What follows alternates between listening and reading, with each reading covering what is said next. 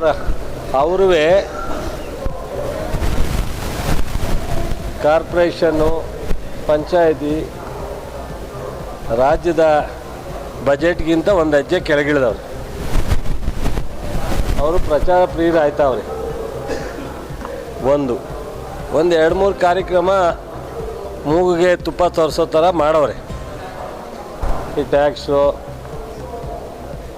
ಕೃಷಿಗೇನೋ ಮಾಡಿದ್ದೀವಿ ಅನ್ನೋದು, ಈ ಥರದ್ದು 2-3 ವಿಚಾರವನ್ನು ಅಲ್ಲಿ ಕೊಟ್ಟಿದ್ದಾರೆ. ಮುಖ್ಯವಾಗಿ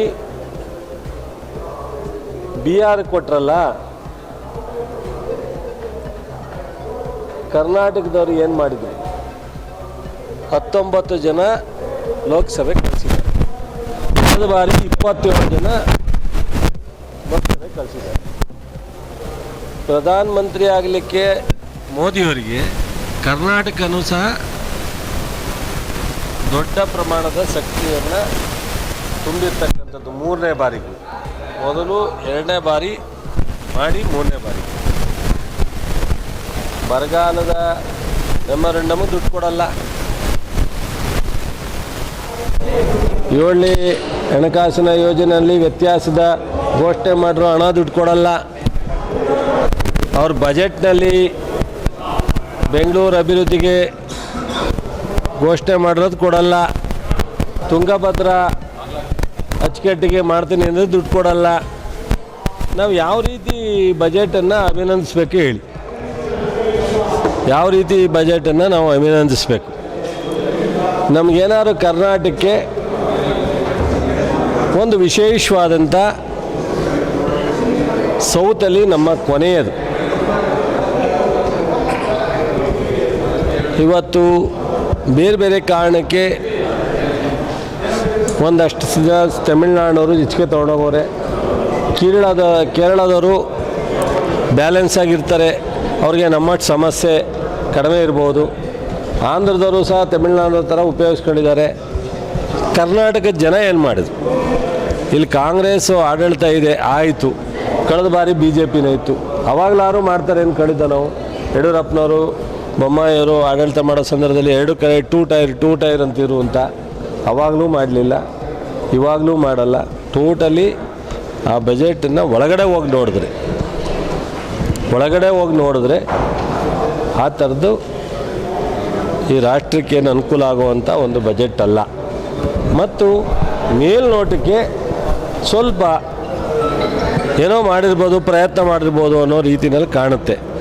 ವಿಶೇಷವಾಗಿ ನಮ್ಮ ರಾಜ್ಯಕ್ಕೆ ತುಂಬ ಅನ್ಯಾಯ ಆಗಿದೆ.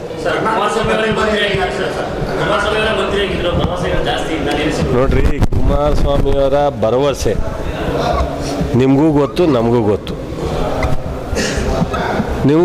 ನಮಗೂ ಗೊತ್ತು. ಕುಮಾರಸ್ವಾಮಿಯವರು ಮಾತಿನಲ್ಲಿ ರುಸ್ತುಮ್ರು, ಅನುಕಂಪ ಗೀಡ್ಸೋದ್ರಲ್ಲಿ ನಂಬರ್ 1. ಭಾಳ ಸಿಂಪಲ್ ಮನುಷ್ಯ ಅಂತದನ್ನ ಎಕ್ಸ್ಪೋಸ್ ಮಾಡ್ಕೊಳ್ಳೋದ್ರಲ್ಲಿ ನಂಬರ್ 1. ನಮ್ಗೆ ಅದರಿಂದ ಏನು ಹೊಟ್ಟೆ ತುಂಬಲ್ಲ ರೀ. ನಮ್ಗೇನಾರ ಕಾರ್ಯಕ್ರಮ, ನೀವು ಪ್ಯಾಂಟ್ ಹಾಕೊಂಬತ್ತೀರೋ, ಪಂಚೆ ಹಾಕೊಂಬತ್ತೀರೋ, ಸೂಟ್ ಹಾಕೊಂಬತ್ತೀರೋ, ನೀವು ಯಾವ ಕಾರಲ್ಲಿ ಬರ್ತೀರೋ, ನೀವು ಹೆಲಿಕಾಪ್ಟ್ರಲ್ಲಿ ಬರ್ತೀರೋ, ಸ್ಪೆಷಲ್ ಫ್ಲೈಟಲ್ಲಿ ಬರ್ತೀರೋ, ನಮ್ಗೆ ಅವೆಲ್ಲ ಇಲ್ಲ. ಅದರಿಂದ ಏನು ನಮ್ಮ ಹೊಟ್ಟೆ ತುಂಬಲ್ಲ ಈ ರಾಜ್ಯಕ್ಕೆ, ಜನಕ್ಕೆ. ನಮಗೇನಾದ್ರೂ ಈ ರಾಜ್ಯಕ್ಕೆ ಅನುಕೂಲ ಆಗುವಂಥ ಕಾರ್ಯಕ್ರಮ ಕೊಡಿಸ್ಲಿ ರೀ. ಒಂದು 25,000 ಕೋಟಿ ನೀರಾವರಿ ಕೊಡಿಸ್ಲಿ. ಈ ಥರದ್ದು ಏನಾದ್ರು ಒಂದು ಸಮಗ್ರವಾಗಿ ರಾಜ್ಯದ ಅಭಿವೃದ್ಧಿಗೆ, ಒಂದು ನ್ಯಾಷನಲ್ ಹೈವೇಗೆ ಒಂದಷ್ಟು ಕನ್ವರ್ಟ್ ಮಾಡಲಿ, ರಸ್ತೆ ಕೊಡಲಿ, ಒಂದು 10,000 ಕೋಟಿ ವಿಶೇಷವಾಗಿ ಏನಾದ್ರು ಒಂದು ಘೋಷಣೆ ಮಾಡಬೇಕಾಯ್ತಲ್ಲ. ನಾವು ಈ ಒಂದು ಬಜೆಟ್ನಲ್ಲಿ ಕರ್ನಾಟಕಕ್ಕೆ ನೀರಾವರಿಗೋಸ್ಕರ ವಿಶೇಷವಾಗಿ ಒಂದು 25,000 ಕೋಟಿ ಕೊಟ್ಟಿದ್ದೀವಿ ಅಂದರೆ ನಾನೇ ಹೇಳ್ತಿದ್ದೆ, ಅಭಿನಂದಿಸಿದ್ದು. ಕುಮಾರಸ್ವಾಮಿಯರ ರೆಫರೆನ್ಸ್ ಮಾಡ್ತಾರೋ ಬಿಡ್ತಾರೋ, ಜೋಶಿ ಕುಮಾರಸ್ವಾಮಿ ಇಬ್ಬರ ಹೆಸರನ್ನು ಹಾಕಿಬಿಡಲಿ. ಟೋಟಲಿ ನಮ್ಮ ರಾಜ್ಯಕ್ಕಂತೂ ಅತ್ಯಂತ ಅನ್ಯಾಯ ಆಗಿದೆ. ಸಾರಿ, ನೀವು ಇಷ್ಟೊಂದು ಚರ್ಚೆ ಮಾಡೋ ಅವಶ್ಯಕತೆಯೇ ಇಲ್ಲ. ನಮ್ಮ ರಾಜ್ಯ 100 ವರ್ಷದ ನಂತರ ಅತ್ಯಂತ ಕೆಟ್ಟ ಬರಗಾಲವನ್ನು ಕಳೆದ ಬಾರಿ ಎದುರಿಸಿದಾಗಲೇ ಅವ್ರು ದುಡ್ಡು ಕೊಡಲಿಲ್ಲ. ನಾವು ಈ ಇದರಲ್ಲಿ ಹೆಂಗೆ ಎಕ್ಸ್ಪೆಕ್ಟ್ ಮಾಡ್ತೀರಾ? ಅವ್ರಿಗೆ ಏನಾರು ಹೇಳಿದ್ರೆ ನಾನು ಕುಮಾರಸ್ವಾಮಿ ಥರ ಮಾತಾಡ್ಬೇಕಾಗ್ತದೆ. ಮೋದಿ ಹತ್ರ ಹೋಗು,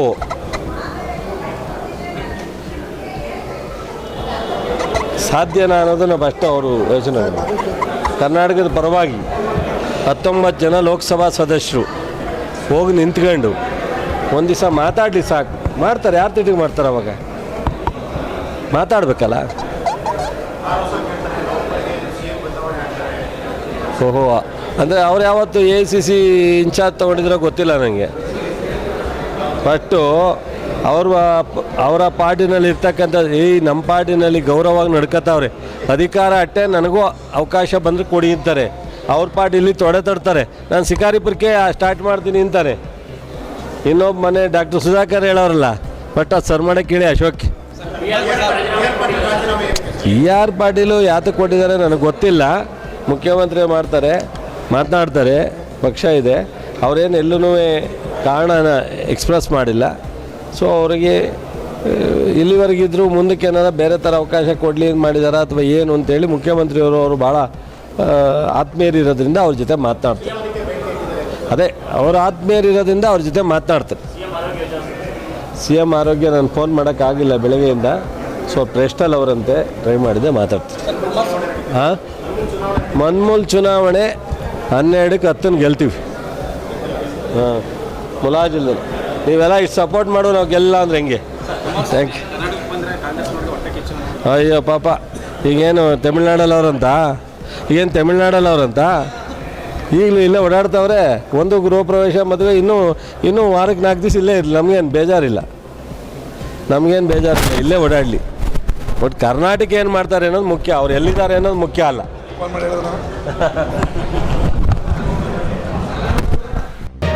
ಮತ್ತಷ್ಟು ಸುದ್ದಿಗಳಿಗಾಗಿ ನೋಡ್ತಾ ಇರಿ ಪಬ್ಲಿಕ್ ನ್ಯೂಸ್ 24x7. ಇದು ಸತ್ಯದ ಧ್ವನಿ.